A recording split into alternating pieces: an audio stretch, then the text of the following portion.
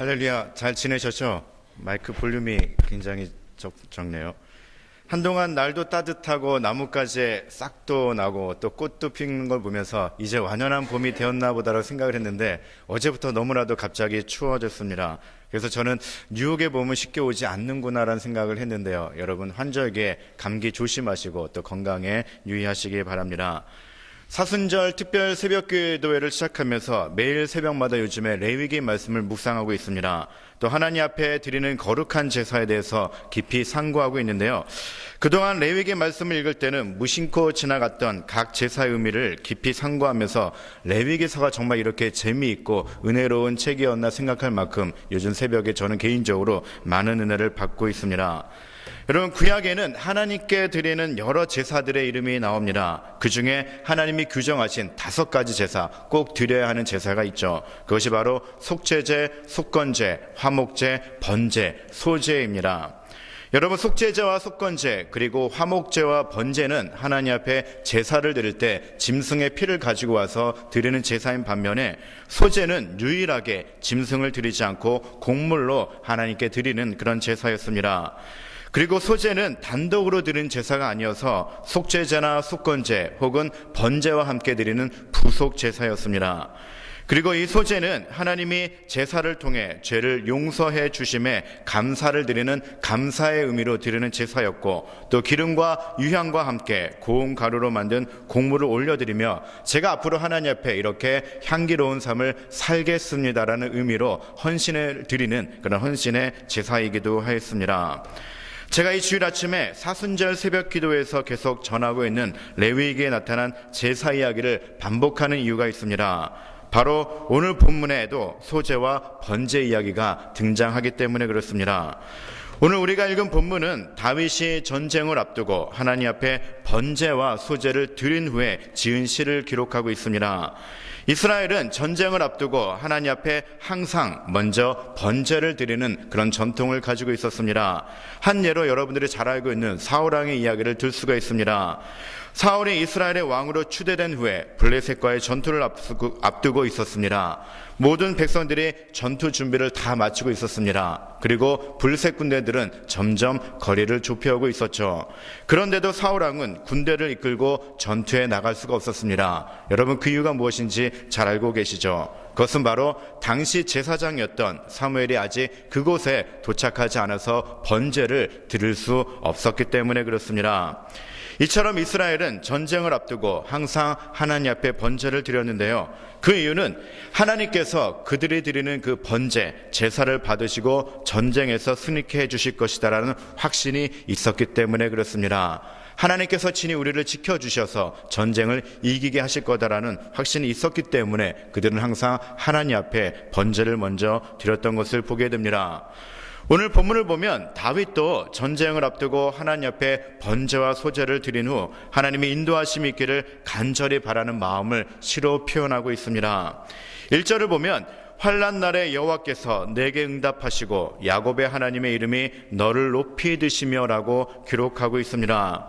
여기서 여호와께서 응답하신다는 것은 뭐냐면 이스라엘 백성들이 드린 번제와 소제에 대한 응답을 의미합니다. 우리가 하나님 앞에 이렇게 번제를 드렸고 소제를 드렸기 때문에 하나님께서 분명히 응답해 주실 것을 믿는 믿음을 가지고 이렇게 표현한 겁니다.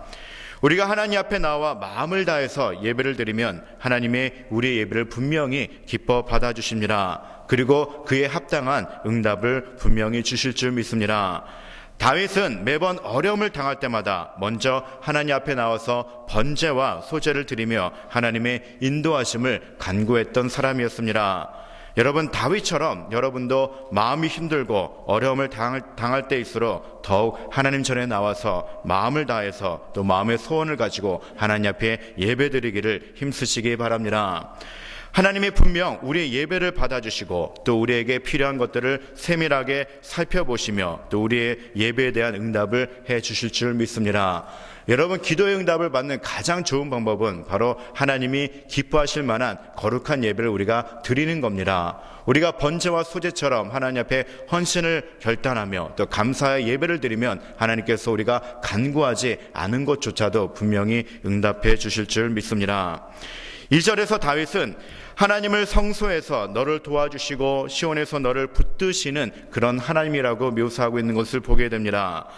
레위기 말씀을 묵상하면서도 깨닫는 사실이지만 하나님께 드리는 제사는 세상을 살아가면서 짓는 모든 죄를 용서받는 통로라고 생각을 합니다. 그리고 전능하신 하나님의 도우심을 경험하는 은혜의 통로였음을 우리는 알게 됩니다. 거룩한 성소에서 하나님 앞에 번제를 드리고 소제를 드렸더니 하나님께서 이스라엘 백성들을 도와주시겠다라고 약속해 주십니다. 그리고 하나님께서 당신의 능하신 손으로 연약한 저들을 붙들어 주시겠다라고 약속해 주시는 겁니다. 여러분, 이스라엘 백성들에게 성소와 시온은 바로 하나님께 제사를 드렸던 성막이요 또 성전이었습니다. 성막과 성전은 거룩하신 하나님을 예배하기 위해서 특별히 구별해 놓은 아주 거룩한 장소였습니다. 또한 성막과 성전은 거룩하신 하나님으로부터 언약의 말씀을 듣는 그런 장소였습니다. 사랑하는 성도 여러분, 하나님은 분명 어느 곳에서나 계시는 분이십니다. 특별히 하나님을 예배하기 위해 구별해 놓으신 이 성전에 거하기를 더욱더 즐겨하시는 분이 바로 우리 하나님이십니다. 그리고 이곳에서 우리의 예배를 받아주시는 분이 바로 우리가 믿는 하나님이십니다. 그렇기 때문에 우리가 하나님 앞에 거룩한 장소를 구별해서 그곳을 성전, 교회라고 이름 지으며 그곳에서 우리가 하나님 앞에 최선의 예배를 드리는 겁니다. 이곳에서 우리의 예배를 받아주시고 그 응답으로 우리를 도와주시겠다라고 약속해 주십니다. 때로는 힘들어서 더 이상 일어설 용기가 없을 때 우리를 붙들어 주시겠다라고 약속해 주시는 분이 바로 우리가 믿는 하나님이십니다. 여러분, 이 거룩한 주일 아침에 그리고 하나님이 구별하신 거룩한 성전에서 그 하나님의 음성을 들으시고 나를 일으켜 세워주시겠다라는 그 하나님의 약속의 말씀을 꼭 붙들며 나아가시기 바랍니다. 한편 오늘 3절 말씀을 보면 이스라엘 백성들을 향한 다윗의 축복의 선언을 볼 수가 있습니다. 그 내용은 바로 뭐냐면 이스라엘 백성들이 드린 모든 소제를 기억하시며 그들이 드린 번제를 받아주시기를 원한다라는 축복의 메시지입니다. 이스라엘 백성들은 수도 없이 하나님 앞에 번제를 드렸고 소제를 드렸습니다. 그런데 다윗은 하나님께서 이스라엘 백성들이 드렸던 그 모든 소제를 기억해 달라고 기원하고 있습니다. 그리고 이스라엘 백성들이 드렸던 모든 번제를 다 받아 달라고 기원하는 것을 보게 됩니다. 여러분, 번제는 우리가 잘 아는 대로 번트 오퍼링이라고 해서 하나님 앞에 제물을 태워서 올려드리는 그런 제사였습니다. 그리고 소제는 그레인 오퍼링이라고 해서 번제를 드린 이후에 하나님 앞에 감사와 헌신의 의미로 곡물을 드리는 그런 제사였습니다. 여러분, 레위기서를 전체를 읽다 보면 소제의 규례에 대해서 여러 곳에서 설명하고 있는데요, 그 공통적인 내용은 이렇습니다. 첫 번째는 뭐냐면 소제를 드릴 때는 곡물을 드리되 곡물을 그대로 드리는 것이 아니라 곡물을 아예 고운 가루로 빻아 드려야 한다라고 합니다. 그리고 고운 가루로 빻은 곡물에는 기름과 유향을 섞어서 함께 태워서 하나님께 향기로운 냄새를 올려드려야 했습니다. 그리고 마지막으로는 누룩을 넣지 않고 순수한 가루를 하나님께 올려드리라고 하나님께서 명령해 주신 것을 보게 됩니다. 여러분, 여기에는 다 영적인 의미가 있습니다. 하나님 앞에 우리가 헌신의 제사를 드릴 때는 나의 모습 그대로를 드리는 것이 아니라 나의 거친 모습이 다 깨어지고 또 하나님의 말씀으로 내 자화와 또 고집이 깎여서 하나님이 빚으시기에 합당한 모습으로 드려야 한다는 얘기죠.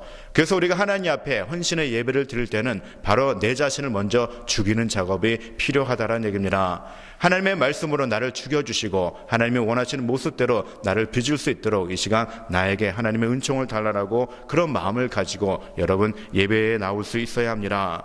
그리고 기름과 유향을 섞는 것처럼 내 자신의 힘으로는 더 이상 태울 수 없는 그런 죄들과 육체의 소욕들을 성령의 능력을 힘입어서 다 태우고 그리스도의 향기를 뿜어내는 그런 삶을 살겠다라는 결단이 분명히 있어야 합니다. 그리고 곱게 정제한 가루에 누룩을 넣지 말아야 하는 것처럼 내가 하나님 한 분 외에는 그 어떤 힘도 그 어떤 권세도 절대로 의지하지 않겠다라는 그런 결단이 우리에게 필요하다라는 겁니다.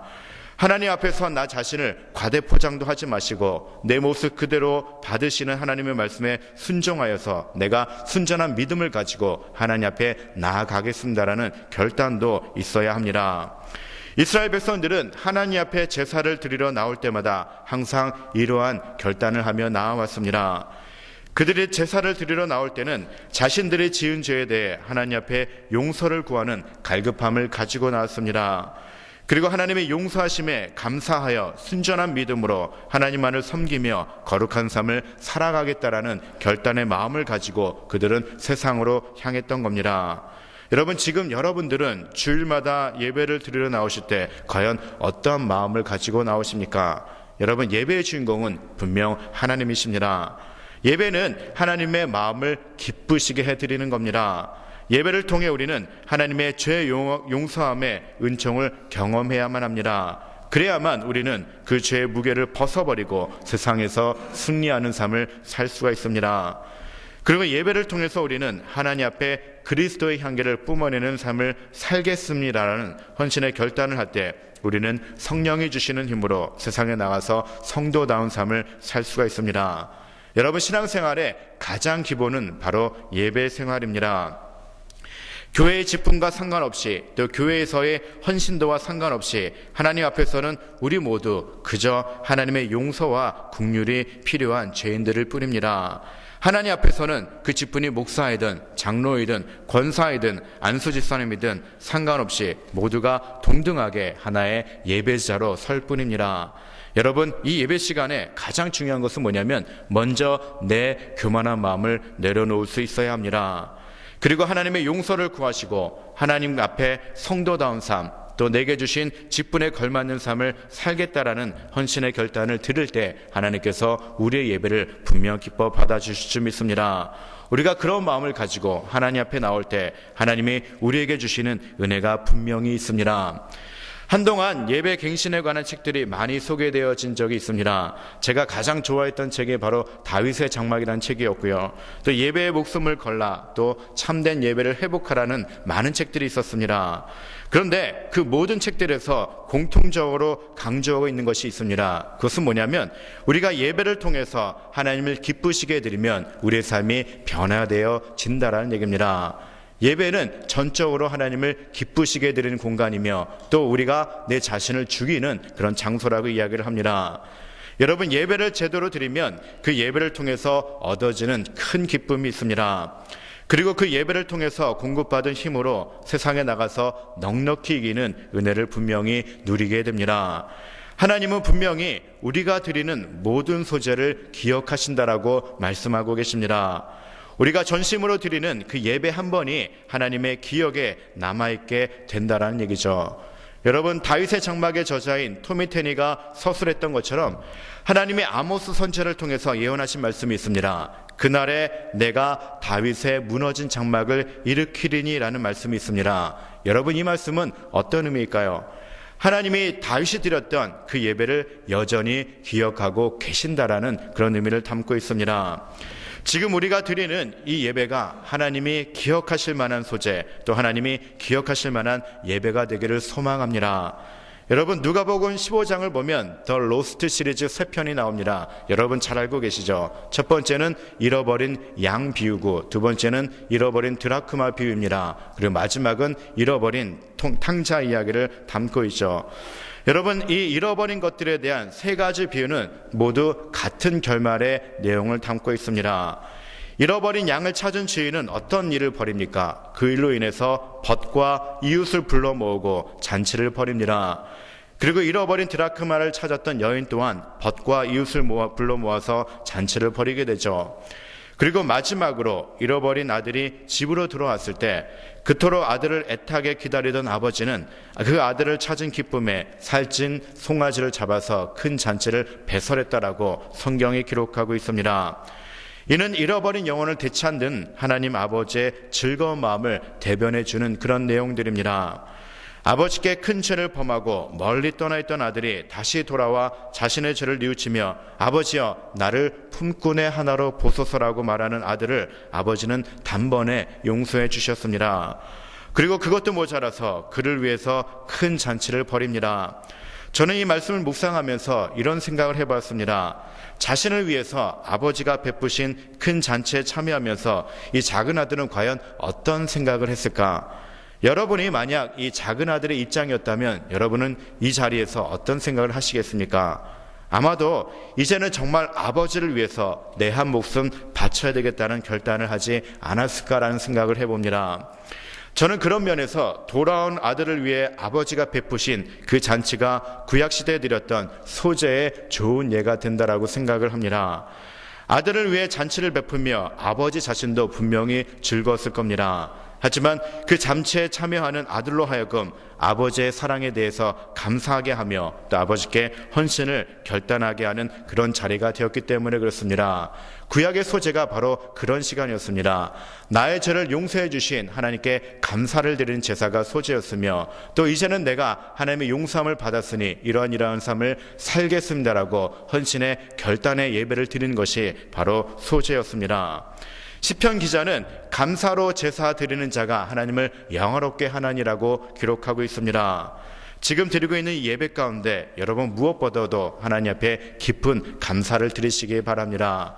하나님이 우리에게 베푸신 가장 큰 은혜가 뭘까요? 바로 나의 힘으로는 절대로 해결할 수 없는 영원한 죄에 대해서 속죄해 주셨다는 얘기입니다.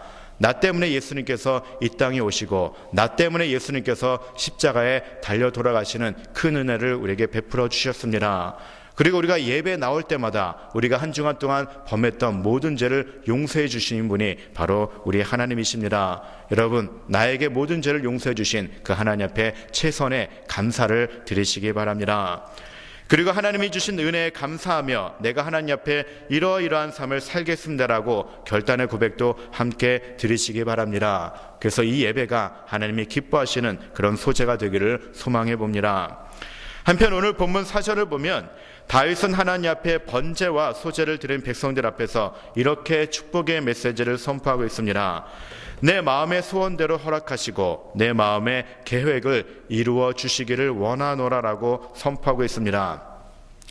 우리가 전심으로 하나님 앞에 최선의 예배를 드려서 하나님을 기쁘시게 해드리면 하나님은 반드시 그에 따르는 보상을 우리에게 해주십니다. 다윗은 그러한 하나님을 삶을 통해 경험했기 때문에 4절 말씀처럼 내 마음의 소원대로 하나님께서 허락하기를 원한다라고 선포하고 있는 겁니다. 여러분, 예배 한 번을 잘 드리면 또 하나님이 기뻐하시는 예배를 온전히 드리면 하나님이 우리 마음에 소원하는 것들을 아시고 분명히 우리의 소원을 들어주실 줄 믿습니다. 이것이 하나님을 진정으로 예배하는 사람들이 누리는 축복입니다. 무조건 하나님 앞에 나와서 내 기도를 들어달라고 떼쓰는 기도를 하기 이전에 하나님이 기뻐하시는 향기로운 제사를 여러분 먼저 드려보시기 바랍니다. 그리고 하나님의 영광을 위해서 내가 살겠습니다라는 결단을 함께 드려보시기 바랍니다. 하나님이 우리의 예배를 기뻐 받아주시면 그 다음은 하나님께서 무조건 책임져 주십니다. 여러분 본문 6절을 보십시오. 여호와께서 자기에게 기름 부음 받은 자를 구원하시는 줄 이제 내가 아노니 그의 오른손에 구원하는 힘으로 그의 거룩한 하늘에서 그에게 응답하시리로다라고 말씀하고 있습니다. 여러분 구약시대에는 기름 부음을 받은 두 가지의 직분이 있습니다. 바로 왕과 제사장이죠. 왕과 제사장은 하나님의 대변자로서 역할을 감당하는 사람들이었습니다. 그 누구보다도 더 하나님의 뜻을 구하고 그 누구보다도 그 뜻대로 살아가야 하는 사람들이 바로 왕과 제사장들이었죠. 왕은 당시 백성들을 전반적으로 통치하고 이끄는 리더였습니다.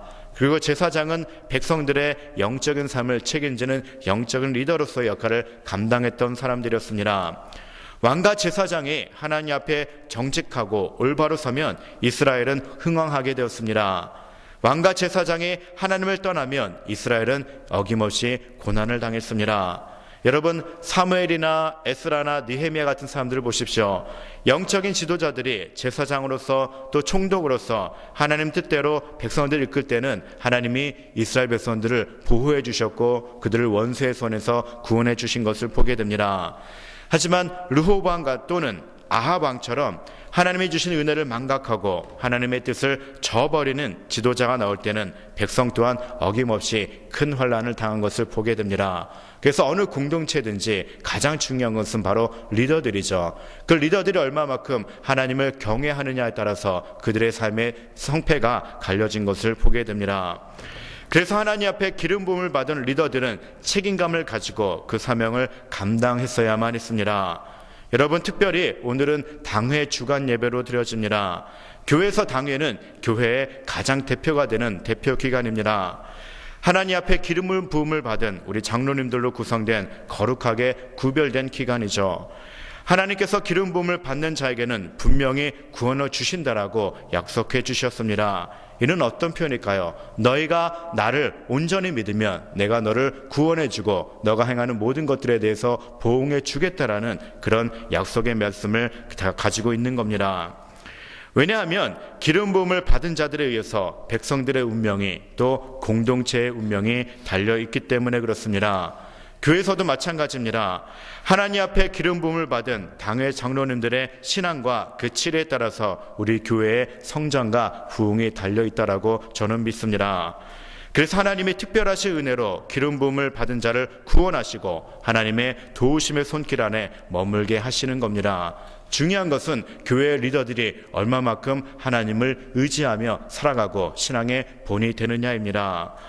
이스라엘 역사를 보면 왕이 하나님을 두려워할 때면 어김없이 백성들도 하나님을 두려워하며 하나님을 섬겼던 것을 보게 됩니다. 제사장들이 하나님 앞에 온전히 제사를 드리면 백성들은 그 제사 가운데서 하나님의 용서와 크신 은총을 누렸던 것을 보게 됩니다. 하지만 여로보암을 비롯한 모든 북이스라엘의 왕들처럼 하나님을 버리고 이방신을 섬기는 왕이 통치할 때는 모든 이스라엘에 이방신당이 생기게 되었고 또 우상을 섬기는 끔찍한 일이 벌어진 사실을 우리는 너무나도 잘 알고 있습니다. 사랑하는 장로님들 그리고 교회 중직자 여러분, 우리 교회의 영적인 상태는 바로 하나님 앞에 기름 부음을 받은 우리 중직자분들이 얼마나 하나님을 경외하며 또 하나님 뜻대로 순종하는 나에 달려있음을 여러분 꼭 믿으시기 바랍니다. 우리 교회 성도님들이 장로님, 권사님 그리고 안수집사님들의 예배 생활을 보면서 하나님을 예배하는 삶이 바로 저런 거구나를 배울 수 있도록 무엇보다도 하나님을 예배드리는데 모범을 보여주셨으면 합니다. 그리고 하나님 앞에 직분을 받으시면서 결단하셨던 그 헌신들을 다시 한번 되새겨 보시기 바랍니다. 저도 목사 안수를 받을 때 하나님 앞에 내가 이런 목사가 되겠습니다라고 헌신했던 기억이 납니다. 우리 장로님들도 또 안수 집사님들도 하나님 앞에 안수를 받으면서 분명히 하나님께 드렸던 결단의 시간들이 있었을 줄 믿습니다. 구약시대 때 소재는 제사장이 그 직분을 맡을 때 공식적으로 하나님 앞에 기름 부음을 받은 후에 헌신을 결단하며 드려지는 예배이기도 했습니다. 여러분이 직분을 받았을 때 드렸던 그 소재, 그 헌신의 결단을 하나님께서 분명히 기억해 주신다라고 약속하고 계십니다. 직분을 받으시면서 하나님 앞에 개인적으로 서원한 내용들을 다시 한번 되새겨 보십시오. 그리고 교회를 위해서 내가 이러한 삶을 사겠습니다. 내가 교회를 위해서 이러한 장로가 되겠습니다. 내가 교회를 위해서 이런 안수집사가 되겠습니다라고 했던 결단된 내용들을 다시 한번 기억해 보시기 바랍니다. 그래서 하나님 앞에 여러분이 드렸던 그 서원의 내용들을 지키기 위해서 다시 한번 최선을 다해 보시기 바랍니다. 가장 중요한 것은요, 하나님 앞에 최선의 예배를 드리는 겁니다. 하나님의 기뻐하신 예배를 드리기만 하면 하나님께서 우리 마음에 소원했던 모든 기도 제목들을 다 응답해 주신다라고 약속하고 계십니다. 먼저 예배 생활에 모범이 되어주시고 또 기도에 앞장서시기 바랍니다. 또 교회에서 필요한 곳곳에서 솔선수범하여 헌신해 주셨으면 합니다. 그래서 하나님 앞에 개인적으로 소원하는 일들에 대해서 꼭 응답을 받으시고 또 우리 교회를 하나님이 기뻐하시는 거룩한 공동체로 이끌기에 부족함이 없는 우리 당의 장로님들 그리고 모든 직분자들이 다 되시기를 주님의 이름으로 축원해 드립니다. 기도하겠습니다. 사랑의 하나님, 하나님께서 우리의 모든 죄를 용서하여 주시고 우리로 하여금 거룩한 성전에 나와서 거룩하신 하나님을 예배할 수 있도록 은혜를 베풀어 주시니 참으로 감사함을 드립니다. 우리에게 주신 그 특권을 마음껏 누리게 도와주시옵소서. 우리가 우리의 마음을 깨뜨리고 고운 가루로 나와서 하나님 앞에 온전한 예배를 드리기 원합니다. 하나님, 이 시간 우리의 모든 죄를 사하여 주시고 우리가 하나님 앞에 감사와 헌신의 결단을 드릴 수 있는 예배를 드릴 수 있도록 우리의 마음을 주장하옵소서. 사용하여 주시옵소서. 우리 사랑하는 당회 장로님들 또 모든 직분자들을 축복하여 주시어서 저들이 하나님 앞에 안수를 받으면서 했던 모든 헌신의 결단들을 다시 한번 되새기게 도와주시고 하나님 앞에 예배 본을 드리게 도와주시며 또 그 교회 곳곳에서 하나님이 기뻐하시는 일에 동참할 수 있는 복된 삶을 살아갈 수 있도록 축복하여 주시옵소서. 교회 리더들이 변화될 때 교회가 변화될 줄 믿습니다. 우리가 하나님 앞에 헌신을 결단할 때 교회가 하나님이 기뻐하시는 공동체로 거듭날 줄 믿습니다. 우리 사랑하는 모든 직분자들 하나님의 은혜의 도구로 사용하여 주심으로 말미암아 그들의 헌신으로 말미암아 우리 교회가 하나님 보시기에 든든한 교회로 설 수 있도록 하나님께서 크신 은총을 베풀어 주시옵소서. 하나님이 부어주실 부흥을 다시 한번 기대하며 나아갑니다. 우리 예배가 회복되어지게 도와주시고 어디에 모이든지 기도하게 도와주시며 누구를 만나든지 하나님의 은혜를 나눌 수 있는 넉넉한 은혜를 우리에게 베풀어 주시옵소서. 모든 영광 주님께 올려드리며 사랑이 많으신 예수님의 이름으로 간절히 기도드립니다. 아멘.